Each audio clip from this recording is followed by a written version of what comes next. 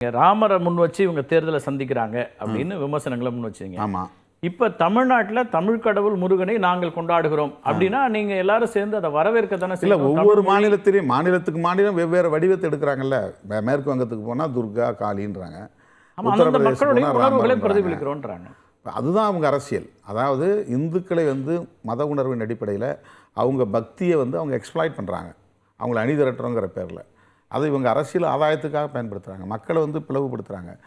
தமிழ்நாட்டுக்குள்ளே எல்லா பக்தர்களும், இன்னும் சொல்லப்போனால் வேளாங்கண்ணிக்கு இந்துக்கள் போகிறாங்க, ஆமாம், முருகன் கோயிலுக்கு கிறிஸ்தவர்களே போகிறாங்க, முஸ்லீம்கள் அங்கே தர்காவுக்கு போகிறாங்க, முஸ்லீம்கள் இந்துக்களுக்கு வழியில் நீர்மோர் பந்தல் வைக்கிறாங்க, கூழ் ஊற்றுறாங்க.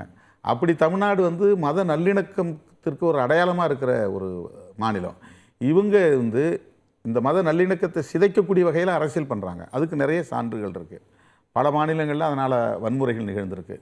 இந்துக்கள்ங்கிற பேரில் சில அமைப்புகள், இந்துக்கள் மக்கள் போய் செய்கிறதில்ல, சில அமைப்புகள் மசூதியை தாக்குறாங்க, தேவாலயங்களை தாக்குறாங்க, பாதிரியார்களை அடிக்கிறாங்க, பைபிளை கொளுத்துறாங்க. இந்த கலாச்சாரத்தை தமிழ்நாட்டுக்குள்ளே கொண்டு வராங்கங்கும் போது தான் இது வெறும் தேர்தல் அரசியலாக இல்லை, இவங்க வேறு அரசியல் பண்ணுறாங்க, மக்களை பிளவுபடுத்தக்கூடிய ஒரு அரசியலை பண்ணுறாங்க.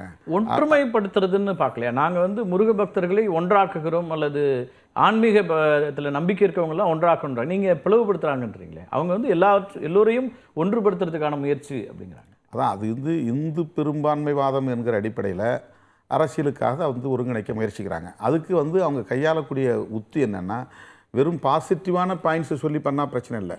முருகனுடைய பெருமைகளை சொல்லி பண்ணலாம், அல்லது தமிழர் கலாச்சாரத்தை சொல்லி பண்ணலாம், தமிழர் ஒற்றுமை பற்றி சொல்லி பேசலாம். ஒடிசாவில் போனால் தமிழன் முதலமைச்சர் ஆகிறத நீங்கள் ஏற்றுக்க போகிறீங்களான்னு கேட்குறாரு அமித்ஷா. நவீன் பட்நாயக்கு உற்ற துணையாக இருக்கக்கூடிய ஒரு ஐஏஎஸ் அதிகாரி, மொழியால் தமிழர், ஆனால் அவர் உணர்வால் அங்கே ஒடிசாக்காரராக நவீன் பட்நாயக்கு உற்ற துணையாக இருக்கார். அவர் முதலமைச்சர் ஆகிறத நீங்கள் ஏற்றுக்க போகிறீங்களான்னு தமிழர்களுக்கு எதிராக அங்கே தூண்டி விடுறாரு. அப்படி தான் தேர்தலையே சந்தித்தார். இங்கே திருக்குறளை பற்றி பேசுகிறாரு, திருவள்ளுவரை பற்றி பேசுகிறாரு, உயர்கல்வியை.